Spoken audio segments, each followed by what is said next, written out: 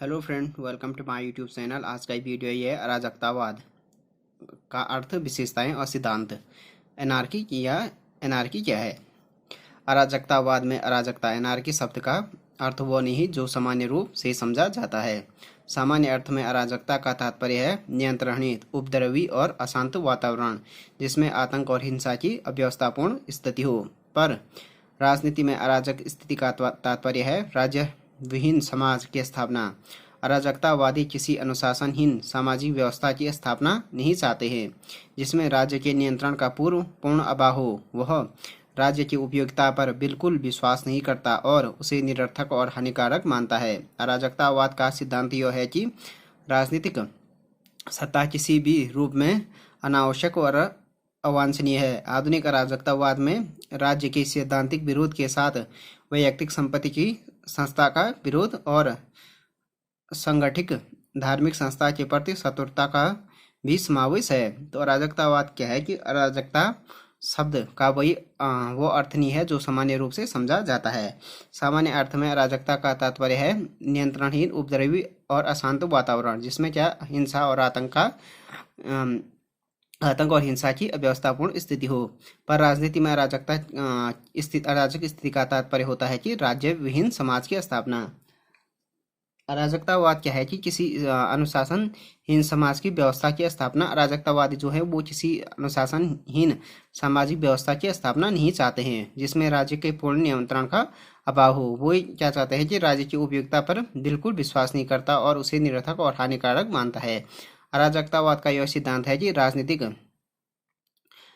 सत्ता किसी भी रूप में अनावश्यक और अवांछनीय है। आधुनिक अराजकतावाद में राज्य के सैद्धांतिक विरोध के साथ व्यक्ति संपत्ति संस्था का विरोध और संगठनिक धार्मिक संस्था के प्रति शत्रुता का भी समावेश है। इसमें कुछ डेफिनेशन दी है, प्रिंस क्रॉपार्ट किन ने दी है। अराजकतावाद जीवन का वह सिद्धांत और आचरण है जिसके अंतर्गत समाज का संचालन बिना सरकार के किया जाता है। ऐसे समाज में सामंजस्य कानून के प्रति समर्पण करके अथवा किसी सत्ता के आदेशों का पालन करके नहीं प्राप्त किया जाता, बल्कि अनेक प्रकार के भौगोलिक और व्यावसायिक समूहों के बीच उत्पादन और उपभोग के लिए एक सुसभ्य जाति की प्रेरणास्वरूप अनंत आवश्यकताओं की पूर्ति के लिए स्वतंत्रता पूर्वक किए गए समझौतों के आधार पर किया जाता है। दूसरा हो गया, बैकुनिन ने कहा कि अराजकतावाद क्रांति का अर्थ है उन सब बातों का सर्वनाश जो सामूहिक रूप से सार्वजनिक व्यवस्था के नाम से पुकारी जाती है। इस विनाश में एक सीमा तक हिंसा आवश्यक होगी और वह मतदान द्वारा पूरा नहीं हो सकता है। जो लोग इस कार्य का विरोध करेंगे उनकी हत्या आवश्यक है। अराजकतावाद कोई बंधा बधाया निश्चित सिद्धांत नहीं है, यह तो एक आदर्श समाज की रचना की कल्पना है, कोई वैज्ञानिक योजना नहीं। यह राज्य की बुराइयों के प्रति एक संगठित प्रहार है और वह जितना अधिक राज्यों द्वारा शासित समाज को की सुनियोजित व्यवस्था का दिग्दर्शन नहीं करता, जितने अराजकतावादी हैं उतने ही प्रकार की क्या है कल्पना है।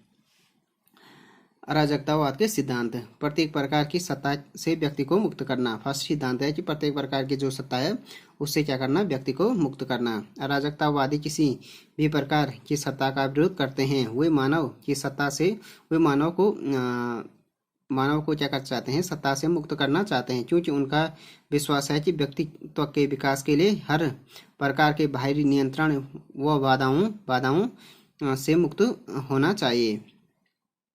अराजकतावादी मुख्यतः तीन प्रकार की सत्ताओं से विमुक्ति चाहते हैं। फर्स्ट हो गया, उत्पादन के रूप में व्यक्ति को पूंजीपतियों से मुक्त करना, क्योंकि उत्पादक अपने श्रम से जो भी उत्पादन करता है उसका सारा लाभ पूंजीपति हड़प जाता है और श्रमिक को हमेशा श्रमिक बनाए रखने का प्रयत्न करता है। दूसरा हो गया, नागरिक के रूप में व्यक्ति को राज्य के चुंगल से मुक्त करना। राज्य व्यक्ति के प्राकृतिक विकास में हर प्रकार की बाधा डालकर केवल कुछ लोगों को विकसित होने का मौका देता है और ये लोग होते हैं विशेषाधिकार शोषक वर्ग के लोग होते हैं। जब सर्वसाधारण इस राज्य से मुक्त नहीं होगा तब तक वह विशेषाधिकार वर्ग के नियंत्रण से मुक्त नहीं होगा।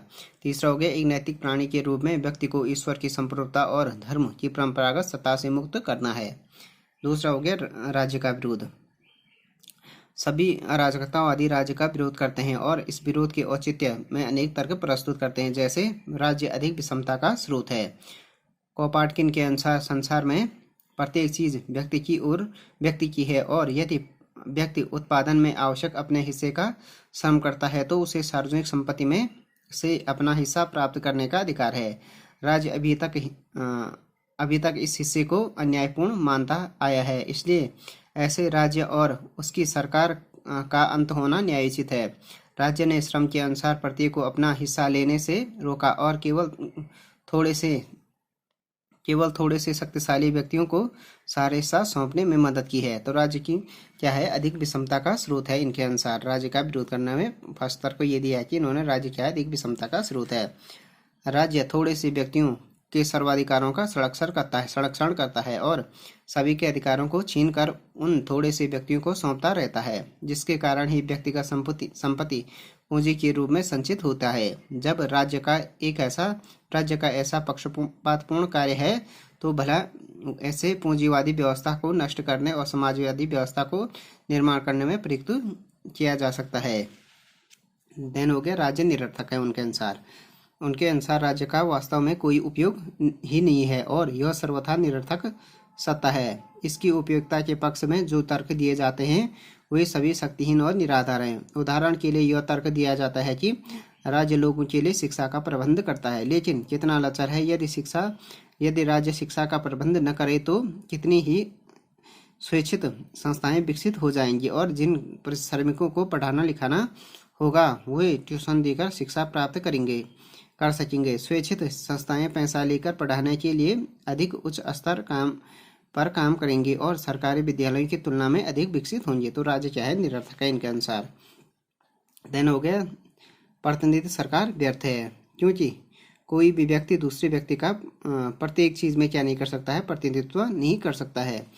पार्लियामेंट का चुनाव किसी विशिष्ट विषय को लेकर एक सीमित समय तक के लिए होता है, पर ये प्रतिनिधि प्रत्येक और सभी मामलों में अपना निर्णय लेते हैं। प्रत्येक प्रश्न पर जनता की राय लेना सरकार के लिए असंभव है और अत्यंत महत्वपूर्ण कार्य किए बिना जनता के समर्थन ही मुट्ठी भर सत्ताधारियों द्वारा कर लिए जाते हैं, जो कर लिया जाया करते थे और निर्णय ले लिए जाते हैं। इसलिए एक प्रतिनिधि सरकार भी अधिकतर कार्यों में एक निरंकुश शासक की तरह कार्य करती हैं। तो प्रतिनिधि सरकार, इनका क्या मानना है कि व्यर्थ है, क्योंकि जो पार्लियामेंट का चुनाव होता है वो किसी विशिष्ट विषय को लेकर सीमित समय के लिए होता है और इसमें क्या होता है कि प्रत्येक डिसीजन के लिए वो क्या प्रत्येक निर्णय के लिए वो जनता में नहीं जा सकते हैं और इसलिए वो क्या करते हैं, मुट्ठी भर लोग ही क्या निर्णय लेते हैं जो इनको निरंकुश बना देती है। वो जनता के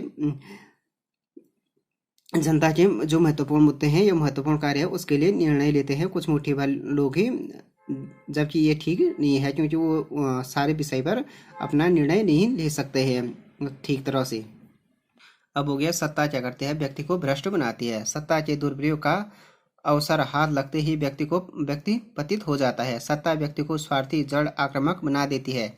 एक राजनीतिज्ञ इसलिए बुरा नहीं बन जाता कि वह बुरा व्यक्ति है, बल्कि कि वह राजनीतिज्ञ है। अपनी स्थितियों और राजमत के कारण व्यक्ति बुरा बन जाता है। इसलिए अधिक अच्छा है कि यह सत्ता किसी एक को प्रधान ही न की जाए और कोई भी दूसरे का शासक न बनाया जाए किसी को। तो सत्ता क्या करती है, व्यक्ति को भ्रष्ट बनाती है। तो इनका ये कहना है अराजकतावादियों का। देन हो गया व्यक्तिगत संपत्ति और पूंजीवाद का विरोध भी करते हैं अराजकतावादी व्यक्तिगत संपत्ति के विनाशकारी परिणाम के मामले में मार्क्स के समर्थक हैं। वे ऐसा मानते हैं कि दुनिया शोषक और शोषित वर्गों में बटी हुई है और पूंजीपति तथा उद्योगपति श्रमिक वर्ग का शोषण करते हैं और जितनी ही अधिक व्यक्तिगत पूंजी बढ़ती है उतना ही अधिक शोषण होता है। समाज की सारी व्यवस्था को इसलिए इस प्रकार बदलना आवश्यक है कि सभी का विकास हो और कोई भी वर्ग दूसरे की कमाई पर न जिए।